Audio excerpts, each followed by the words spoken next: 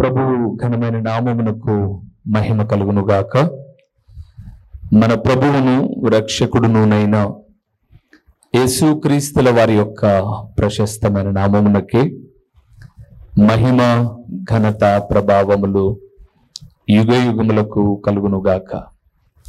సర్వాధికారి అయిన దేవుడు ఆయన గొప్ప కనికరమును బట్టి మనకు అనుగ్రహించిన మరొక శ్రేష్టమైన శుభదినము కొరకై దేవాది దేవునికి స్తుతి స్తోత్రములు చెల్లిస్తూ దేవుని వాక్యం వినుటకు దేవుని పాదముల చింత కూడి ఉన్న దేవుని ప్రియబిడ్డలైన మీ అందరికీ కూడా ప్రభు అయిన యేసుక్రీస్తు పేరట వందనములు తెలియచేయచ్చు ఉన్నాను. దేవుడు ప్రతిదినము కొన్ని అమూల్యమైన వాక్కుల ద్వారా మనతో మాట్లాడుతూ ఉన్నాడు. ఈ దినమున ఆయన మనతో మాట్లాడుతున్న అంశ భాగము ఏమిటి అనగా, దేవుని నమ్మి రక్షింపబడిన వారిలో కనబడవలసిన స్వభావములు ఏమిటి? దేవుని నమ్మి రక్షింపబడిన వారిలో కనబడవలసిన స్వభావములు.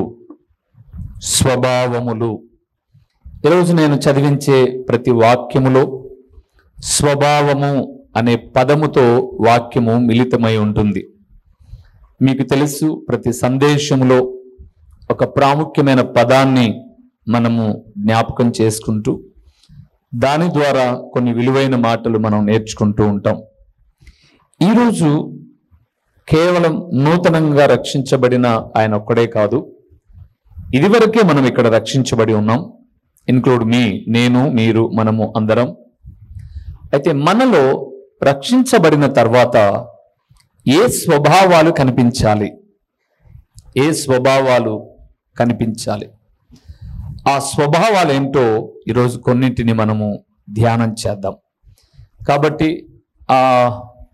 పెద్ద ఆయన బ్యాప్టిజం తీసుకున్నాడు, ఆయనకు ఒక్కరికి అని అనుకోవద్దు. మరలా చెప్తున్నాను, ఇక్కడున్న మనం అందరం రక్షించబడ్డాం, రక్షణ లేనివారు కాకుండా. అయితే మనలో ఏ స్వభావాలు ఉండాలో రక్షించబడిన తర్వాత కొన్నింటిని చూద్దాం. మూల వాక్యానికి వెళ్దాం. పరిశుద్ధ బైబిల్ గ్రంథం నుంచి యెహెజ్కేలు గ్రంథం 718వ పేజీలో యెహెజ్కేలు గ్రంథము 36వ అధ్యాయము 26వ వచనాన్ని ఒకసారి మనం చదవమా? నూతన హృదయము మీకు ఇచ్చేదను, నూతన స్వభావము. అక్కడి నుంచి స్టార్ట్ అవుతున్నాం. నూతన స్వభావము మీకు కలుగజేసేదను, రాతి గుండె మీలో నుండి తీసివేసి మాంసపు గుండెను మీకు ఇచ్చేదను. మన సబ్జెక్ట్ లో మనం ఉందాం. 26వ వచనాన్ని చూస్తే, నూతన హృదయము మీకు ఇచ్చేదను. చెప్పండి, నూతన స్వభావము మీకు కలుగజేతును. ప్రభునందు ప్రియమైన వారలారా, దేవుడు స్వరూపమును ప్రేమించేవాడు కాదు. దేవుడు స్వభావమును ప్రేమించువాడు. ఇది మీరు మొట్టమొదటి గుర్తుపెట్టుకోవాలి. నేను తెల్లగా ఉన్నానా, నల్లగా ఉన్నానా, అందంగా ఉన్నానా, లావుగా ఉన్నానా, సన్నగా ఉన్నానా, నా ముఖ వచ్చేసి గుండ్రంగా ఉందా, మడతల ఈ రూపాన్ని చూడడు. అది నేను చెప్పట్ల, అపోస్తలుడైన పౌలు గలతీయులకు రాసిన పత్రికలో చెప్తాడు. దేవుడట ముఖమును లక్ష్య పెట్టువాడు కాదు. అందుకే మీరు పాత నిబంధనలో కూడా దావీదును అభిషేకించడానికి సమూయేలు వెళ్ళినప్పుడు ఆ ఇంటిలో పెద్దవాడు వచ్చాడు, యెషయి కుమారుడు పెద్దవాడు వచ్చాడు. వాడు ఎత్తు, వాడి బలాన్ని చూసి సమూయేలు అనుకున్నాడు, ఇతనే దేవుడు కోరుకున్నవాడు, అంతలేంది యుద్ధంలో ఉంటాడా అని అనుకుంటే దేవుడు అన్నాడు, ఇతను కాదు అన్నాడు. అదేంటి ప్రభువా, ఇతను బాగా హైట్ ఉన్నాడు, మిలిటరీ మ్యాను, ఈయన కాదంటావేంటి అని అంటే, మనుష్యుడు పై రూపమును లక్ష్య పెడతాడు, నేను స్వభావమును లక్ష్య పెడతాను అని చెప్తాడు. ఈరోజు ఈ మాట వింటున్న దేవుని కుమారుడా, నీతో నాతో దేవుడు మాట్లాడుతున్న మాట ఏంటంటే, దేవుడు నీ స్వరూపాన్ని ప్రేమించడు, కానీ నీ స్వభావాన్ని బట్టి నిన్ను ప్రేమిస్తాడు. అందుకే రూపము కన్నా స్వభావము చాలా ముఖ్యమైనది. దానికి పర్యాయ పదము గుణము అని. ఇంకా మీరు ఎన్నో రీతులుగా స్వభావానికి పోలికలుగా పోల్చుకోగలిగితే ఒక గుణమే కాదు, మనిషి జీవితంలోని విధి విధానాలు ఎన్నో ఉన్నాయి. అయితే రక్షించబడిన మనలో ఏ స్వభావం అయితే ఉండాలని ప్రభు కోరుకున్నాడో అవి చూడక ముందుగా కొన్ని స్వభావాలు మీకు నేను జ్ఞాపకం చేస్తాను. దేవునికి కూడా కొన్ని స్వభావాలు ఉన్నాయి. దైవ స్వభావాన్ని చూద్దాం ఒకసారి. పేతురు రాసిన 2వ పత్రిక 1వ అధ్యాయము చివరి లైన్కి వచ్చిన 221వ పేజీ లేదా 18వ పేజీకి వస్తే అక్కడ దేవుని స్వభావాలు కొన్ని ఉన్నాయి, మీకు చూపిస్తాను చూడండి. కావాలంటే 4వ వచనాన్ని మనం చూద్దాం. 4వ వచనాన్ని పేతురు రాసిన 2వ పత్రిక 1వ అధ్యాయము 4వ వచనం. ఆ మహిమ గుణాతిశయములను బట్టి ఆయన మనకు అమూల్యములను అత్యధికములనైన వాగ్దానములను అనుగ్రహించి ఉన్నాడు. దురాశను అనుసరించుట వలన లోకమందున్న భ్రష్టత్వమును ఈ వాగ్దాన మూలముగా మీరు తప్పించుకుని ఏది స్వభావం ఇది? దేవ స్వభావమునందు పాలివారునగునట్లు వాటిని అనుగ్రహించెను. చాలు. ఇక్కడ దేవునికి లేని స్వభావాలు కొన్ని చెప్పాడు. దురాశ అని, ఆ పై లైన్ లో మనం చూస్తాం భ్రష్టత్వము అని. ఇవి దేవునికి ఉన్న స్వభావాలు కాదు. మనం గుర్తుపెట్టుకోవాల్సింది ఏంటంటే, ఎప్పుడైనా మనలోనికి దురాశ వచ్చినప్పుడు దేవుని స్వభావానికి భిన్నమైన స్వభావం మనలో ఉంది అని మనం గ్రహించాలి. భ్రష్టత్వం దేవునికి నచ్చనివి చేస్తున్నప్పుడు, దేవుడు ఇష్టపడనివి చేస్తున్నప్పుడు అది దేవుని స్వభావము కలిగిన బిడ్డలు చేసే పని కాదు.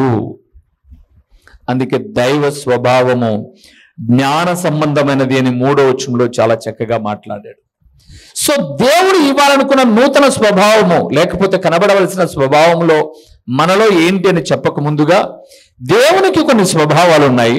రెండవది దేవదూతలకు కొన్ని స్వభావాలు ఉన్నాయి. చూద్దామా? హెబ్రీయులకు రాసిన పత్రిక 2వ అధ్యాయము 16వ వచనాన్ని చూస్తున్నాం. ఏలయనగా ఆయన ఎంత మాత్రమును దేవదూతల స్వభావమును ధరించుకొనక అబ్రహాము సంతాన స్వభావమును ధరించుకొని ఉన్నాడు. చాలు. రెండవది దేవదూతలకు కొన్ని స్వభావాలు ఉన్నాయి. దేవదూతలకు ఏమి స్వభావాలు ఉన్నాయి? మీరు లేఖనాలు చూస్తే ప్రభునందు ప్రియులారా, దేవదూతలకు దేవుని స్వభావాలు లేవు. దేవుడు పరిశుద్ధుడుగా బ్రతికాడు, పవిత్రుడుగా ఉన్నాడు, కల్మషం లేని వ్యక్తిగా ఉన్నాడు. దేవుని దూతలు కొన్ని సందర్భాల్లో పాపం చేశారు. అందుకే మనం యెషయా గ్రంథం 14 చదువుతున్నప్పుడు దేవుని దూతలలో ఒకడు తన్ను తాను హెచ్చించుకొని గర్వించుకొని ఏమయ్యాడు? పరలోకం నుంచి త్రోసివేయబడ్డాడు. దేవుని స్వభావం వేరు, దేవదూతల స్వభావము వేరు. ఇప్పుడు మానవునికి కూడా ఒక స్వభావం ఉంది, అది కూడా చూద్దామా? చూసి నేను వాక్య వివరణలోనికి వెళ్తాను. ఎఫెసీయులకు రాసిన పత్రిక 4వ అధ్యాయము 22వ వచనాన్ని చూద్దాం. 22వ వచనాన్ని చూద్దాం. కావున మునుపటి ప్రవర్తన విషయములోనైతే మోసకరమైన దురాశల వలన చెడిపోవు మీ ప్రాచీన స్వభావమును వదులుకొని మీ చిత్తవృత్తి యందు నూతన పరచబడిన వారే. అక్కడ 3 అనే ఒక సంఖ్య ఉంది. ఆ ప్రాచీన స్వభావముకు కిందన పుట్నోట్లో ఒక మాట రాయబడి ఉంది, ప్రాచీన పురుషుని. అంటే పాపపు స్వభావము. మనిషిది ఏం స్వభావము? పాపపు స్వభావం. మనం అందరం చదువుకున్నాం చిన్నప్పుడు వేమన శతకాన్ని. గంగిగోగి పాలు ఎన్నట గరిటెడైనా చాలు, కడవడైననేమి కరము పాలు. కరము అంటే గాడిద.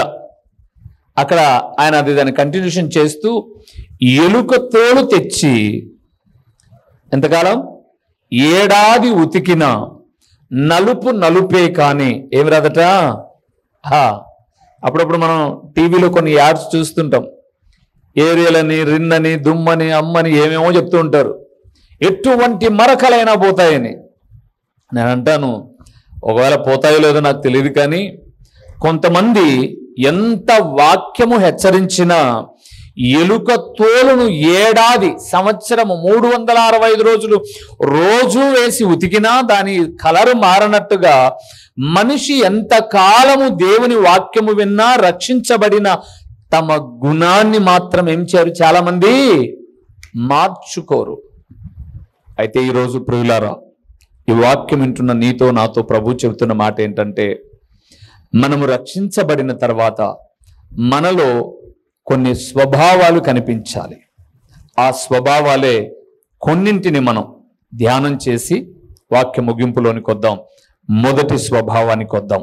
ద్వితీయోపదేశ కాండము 28వ అధ్యాయము 54వ వచనము. 54వ వచనాన్ని చదవమా? మీలో బహు మృదువైన స్వభావము. చాలు, సబ్జెక్ట్ లో ఉన్నాం. దేవుని నమ్మి రక్షించబడిన వారిలో కనబడవలసిన మొదటి స్వభావం ఏంటనగా మృదువైన స్వభావము. చెప్పండి, ఏ స్వభావము? మృదువైన స్వభావము.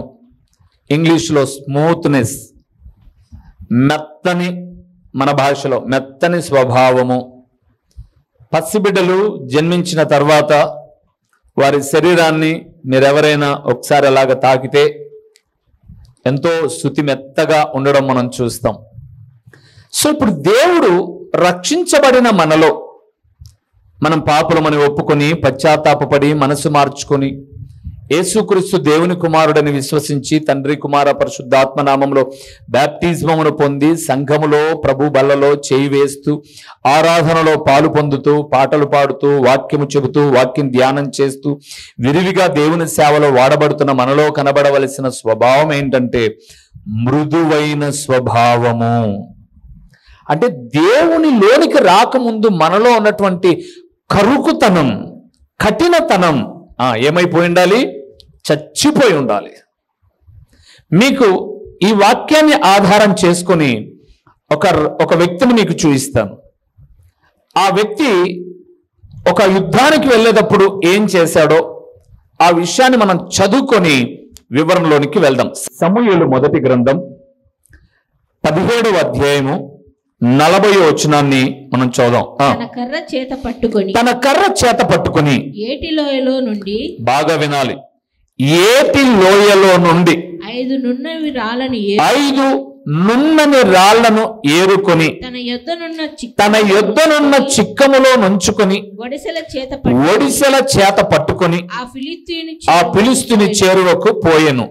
ఏటి లోయ అని 40లో ఉంది. 19వ వచనంలో ఎలా లోయ అని రాయబడి ఉంది.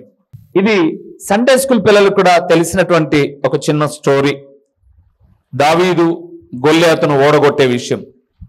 కానీ నేను ఇక్కడ దావీదు గొల్యాతు గురించి చెప్పదలుచుకోవాలా. దావీదు వెళ్ళాడు, గొల్యాతును పడగొట్టాడు, ఇది కాదు నా సబ్జెక్టు. నా సబ్జెక్టులో మృదువైన స్వభావం. దావీదు గొల్యాతును ఓడగొట్టడానికి వెళ్తున్నప్పుడు సౌలు, మీరు తర్వాత 35, 36, 37, 38 వరకు చదివితే సౌలు వేసుకునే రాజవస్త్రాలన్నీ కూడా దావీదుకు వేశాడు. కవచాన్ని, ఖడ్గాన్ని అన్ని చేతికి ఇచ్చాడు. దావీదు వాటిని అన్నింటిని వేసుకొని కొంత దూరం నడిచాడు. నడిచిన తర్వాత ఇది నాకు వాడుక లేదు అని అంటాడు 38వ వచనంలో. అవన్నీ తీసేశాడు. ఈయన ఏటిలో నుంచి వస్తూ లేదా వచ్చేటప్పుడు తెచ్చుకున్న ఎలా లోయలోని 5 నున్నని రాళ్ళు మాత్రమే తీసుకొని గొల్యాతు మీదికి వెళ్ళాడు. విందాం బాగా. ఎలా లోయ అనబడేది నీళ్లు ప్రవహించేటటువంటి ఒక లోయ.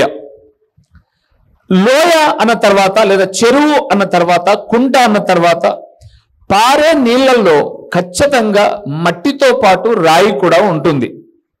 అది మనకు తెలుసు.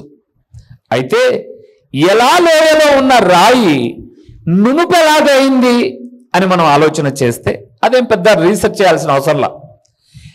నీళ్లు ప్రవహిస్తూ ఉన్నప్పుడు నీరు రాయికి తగులుకొని, బాగా వినాలి, నీరు రాయికి తగులుకొని వెళ్తూ ఉన్నప్పుడు రాయిలో ఉన్నటువంటి కరుకుతనము కాస్త పోయి ఈ నీటి తాకిడిని బట్టి రాయి ఏమైంది? నునుపోయింది. అందుకే మీరు ఎప్పుడైనా పారే నీళ్ళ దగ్గరికి వెళ్ళినప్పుడు రాయిని, లోపల నీళ్ళల్లో ఉన్న ఒక రాయిని తీస్తే అది చాలా స్మూత్గా ఉంటుంది. పారే నీళ్ళల్లో, నిలుచున్న నీళ్ళల్లో అయితే పాచి పడుతుంది. ఎలాలో నీళ్లు పారుతూ ఉన్నాయి, రాయి నునుపోయింది. ఈరోజు కొన్ని ఏళ్ల నుంచి దేవుని మందిరానికి వస్తున్నారు, వాక్యము హృదయాన్ని తాకుతుంది, కరుకు స్వభావం చెప్పండి పోవడంలా. అటెండెన్స్ వేయించుకుంటున్నాం, ఇంటికి వెళ్తున్నాం, మన మాటలలో మాధుర్యత కనిపించట్లా. మనకు కోపం వచ్చినప్పుడు, మనకు నచ్చని వాళ్ళతో మనం మాట్లాడేటప్పుడు, మనకు ఇష్టం లేని వ్యక్తులను దూషించాల్సి వచ్చినప్పుడు, మనం రక్షించబడ్డాం అన్న సంగతిని మర్చిపోతాం, మనం విశ్వాసులం అన్న సంగతిని మర్చిపోతాం. నోటికి ఎంత వస్తే అంత కరుకైన మాటలు చెప్పండి ఏం చేస్తారు? మాట్లాడతాం. దేవుడు మాట్లాడుతున్నాడు ఈ సమయంలో. రక్షించబడిన నీలో, నీటిలో ఒక రాయే నీరు తగులుతూ ఉంటే మాట లేకపోతే రాయి స్మూత్ అయిపోతే, దేవుని బిడ్డలమైన మనం ఎన్ని సందేశాలు వింటున్నాం, ఎన్ని వాక్యాలు వింటున్నాం, మన మాటల్లో కలిగిన స్మూత్నెస్ ఎక్కడ?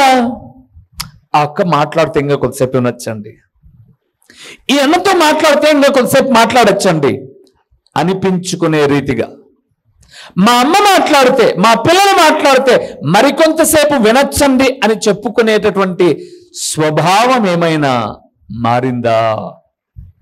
దేవుడు అడుగుతున్నాడు ఈ సమయంలో. ఎన్నేళ్ళైంది నువ్వు రక్షించబడి? మరి నీ మాట అక్కడ రాయబడి ఉంది చాలా చక్కగా. ఎలా లోయలోని రాయి నీటి తాగడికి నునుపైతే, మరి దేవుని పరిశుద్ధ మందిరములో దేవుని వాక్యం తాకుతూ ఉంటే నీ మాట మారాలనా వద్దా? నీ మాట ఖచ్చితంగా మెత్తనిదై స్మూత్నెస్ ఉండాలి నీ మాటలో. నువ్వు మాట్లాడితే దేవుని మాటలు మాట్లాడాలి, నువ్వు మాట్లాడితే పరలోకపు సంగతులు వినాలి. కానీ అప్పుడప్పుడు మనం చూడండి, మన వ్యక్తిత్వం బయట కనిపించే రీతిగా, మన నోటుకు అదుపు ఆజ్ఞ లేకోకుండా, మన నోరు మన కంట్రోల్లో లేకోకుండా ఏవేవో బూతులు, మనకు భయభక్తి లేకోకుండా మాట్లాడేటటువంటి సరసోక్తులు, మనకి ఏమాత్రం భయం లేనటువంటి దుర్భాషలు ఎలాగొస్తాయండి? దేవుడేమో నేను మీకు రాతి గుండెను తీసి మాంసపు గుండెని ఇస్తాను అన్నాడు. మాంసపు గుండె మెత్తనిది. మాటలలో మృదుత్వము కనిపించట్లా. ఒక మాట మీకు చూపించమంటారా? 51వ కీర్తన 21వ వచనం 480వ పేజీలో అద్భుతకరమైన మాట అండి. కొంతమంది తీయగానే మాట్లాడతారు, మాటలు చాలా నున్నగానే ఉంటాయి, కానీ లోపల ఏముంటుందో అక్కడ ఒక మాట చెప్పాడు చూడండి. 21వ వచనం 55వ కీర్తన 21వ వచనం. వారి నోటి మాటలు వెన్నవలే మృదువుగానున్నవి, అయితే వారి హృదయములో కలహమున్నది. వారి మాటలు చమురు కంటే నునుపైనవి, అయితే అవి వరదీసిన కత్తులే. కొంతమంది మాటలు ఎట్టుంటాయంట? వెన్నవలే మృదువుగా ఉంటాయంట, కానీ నోటి మాటలు, పెదాల మాటలే మృదువుగా ఉంటాయి, కానీ హృదయంలో ఏముంటుందంట? కలహం. అవకాశం దొరికితే తీయగా మాట్లాడేటటువంటి వారు కూడా ఎంత గొడవ చేయాలనో అంత చేసేస్తారు. ఈరోజు ఈ వాక్యం వింటున్న దేవుని కుమారుడా, కుమార్తె, దేవుడు నీతో మాట్లాడుతున్నాడు. నువ్వు రక్షించబడిన తర్వాత ఇంతకాలం నీలో మృదు స్వభావం లేకపోతే నేడు మార్చుకో. నీ అన్నదమ్ముల మధ్య, అక్క చెల్లెల మధ్య, తోడి కోడళ్ళ మధ్య, అత్త కోడళ్ళ మధ్య, తల్లిదండ్రులు పిల్లల మధ్య మాట్లాడేటటువంటి సంభాషణలో హృదయములోనైనా పెదవులలోనైనా మృదుత్వం కనపడాలి. పెదాల్లో ఏమో మృదుత్వం కనపడి హృదయములో కలహం కనపడకూడదు. కొంతమంది ఎవరితోనైనా ఏమన్నా ఇప్పించుకోవాలంటే చాలా స్మూత్గా మాట్లాడతారు. వాళ్ళకి ఇచ్చేటప్పుడు మాత్రం అదిగో అక్కడ రాయబడిన చూడండి, వరదీసిన కత్తి దూర్చినట్టుగా మాట్లాడతారు.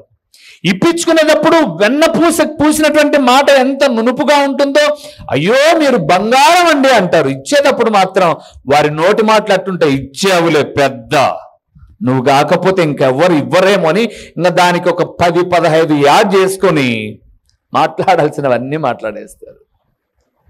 దేవుని బిడ్డలమైన మన జీవితాలలో మృదు స్వభావము లేకపోతే మనము రక్షించబడి దేవునికి సాక్షిగా బ్రతుకుతూ ఉండి కూడా వ్యర్థం ప్రియులారా.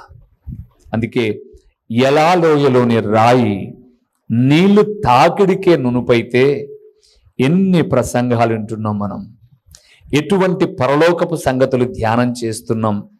తప్పనిసరిగా మన మాటల్లో మన హృదయములో ఏం కావాలి? మృదుత్వం. కొంతమంది ఏం కోరుకుంటారో తెలుసా?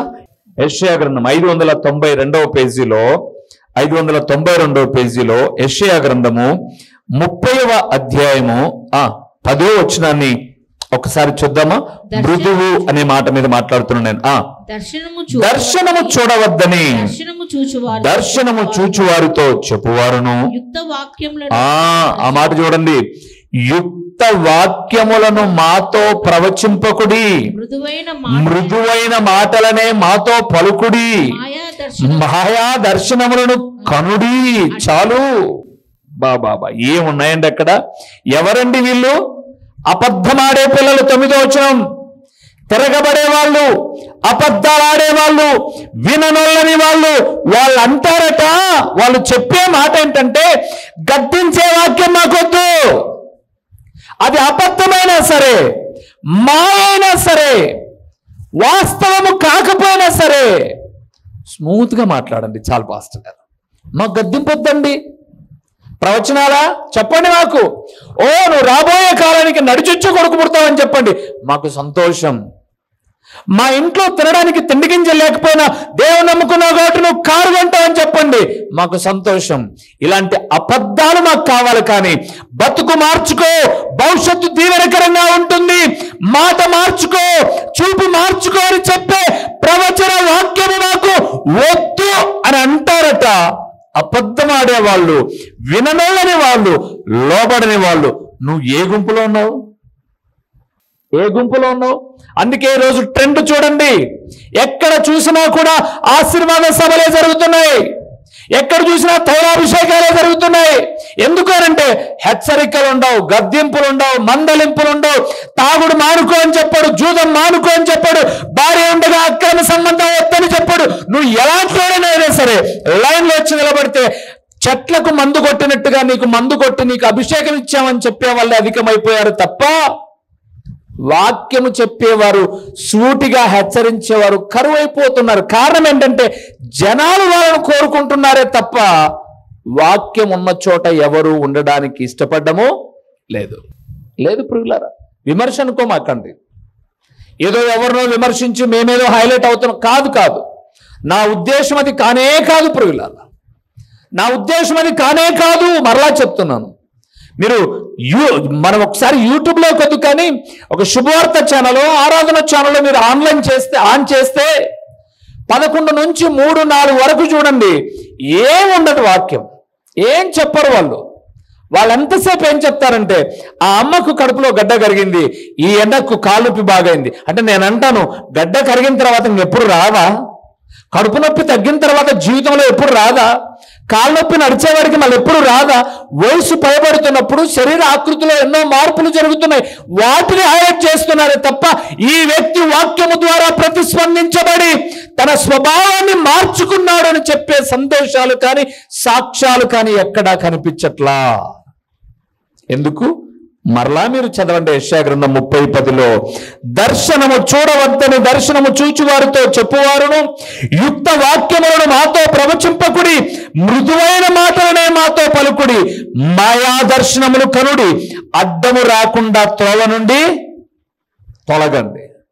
మేము పాపంలోకి వెళ్ళిపోతున్నాం, మాకు అడ్డం ఇచ్చే వాక్యం చెప్పొద్దు, మా పాపములో మేము కొనసాగుతూనే ఉంటాం.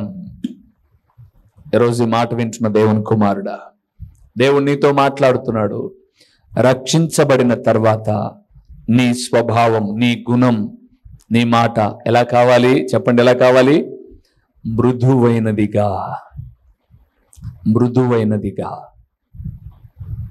మన పక్కింటి వాళ్ళను, మన రక్త సంబంధికులను, మన బంధువుల హృదయాలను మనం గెలుచుకోలేకపోతే, వారికే మన మాటలు నచ్చకపోతే ఇంకా ఎవరికి చెప్పి సువార్త నచ్చించినట్టుగా చేస్తామండి మనం? ఎవరు మనల్ని మెచ్చుకుంటారు? మన మాటలు మన వాళ్ళకే నచ్చకపోతే బయట వాళ్ళకి వెళ్ళి సువార్త చెప్తామా?